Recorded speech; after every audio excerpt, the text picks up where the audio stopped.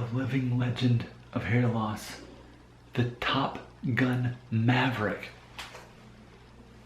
of male pattern baldness.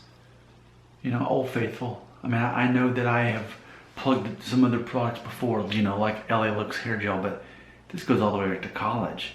This goes back to, I remember summer in Florida, my first college summer, and all the guys got our hair cut short, you know, an inch on top, number 1 or 2 on the sides of the back.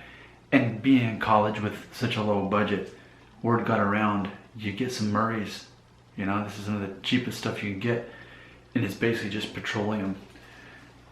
And I have done my best not to use this in a while, because once it became more obvious that I have diffuse thinning, I decided, look at that shot. There's the shot you want to see for those of you who doubt my diffuse thinning. But I tend to stay away from this because it shows my scalp that much more. So let's just try it out and see what happens. I mean, I really want to put this product to the test, or maybe I should say my hair to the test. I want to use a decent amount and really like go back with it and just see what happens. Alright. Maxwell Smart said this is the Bermuda Triangle. I mean, that's really, I think, the test of the thinning for me is that. So let's say I wanted to kind of have my hair spiky like this with Murray's Pomade. It does a good job of holding my hair in place, but I'm just curious. I mean, now, by the way, I haven't tried this out until now with this hairstyle. So there you go.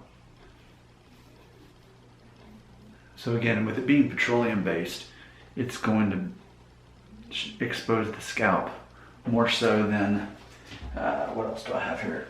More so than Old Faithful. I said Old Faithful, I guess they're both, but this is the newer Old Faithful, LA Looks, because this is just water based. What's funny about both of these products, they're both about $2 from Walmart. Actually, I get this from, I think from Kroger, but either way, cheap stuff is what I use as far as product goes. So now that it's been in for about a minute, you can see what I'm calling the streaks there. Let's take one more look from a different angle, like this.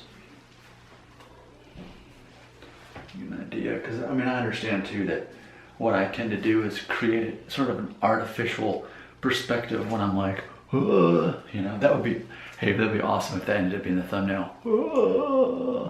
But what happens is my thumbnail automatically generates like 3 options, and I just usually pick the one where I'm not like, my eyes are closed, or like I'm like, but that would be funny if it was, that's like the, oh no, that's what that face is. So there you go. How about if I stand right here? This is probably like the best angle, really.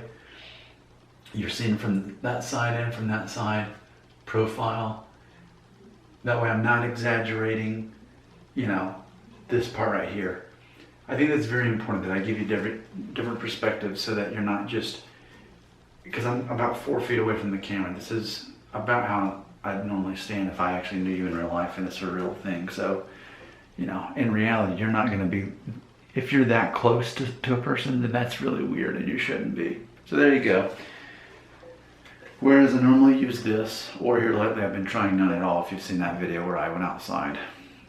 Murray's. You know, the thinner your hair is, the more of a challenge it is to use this.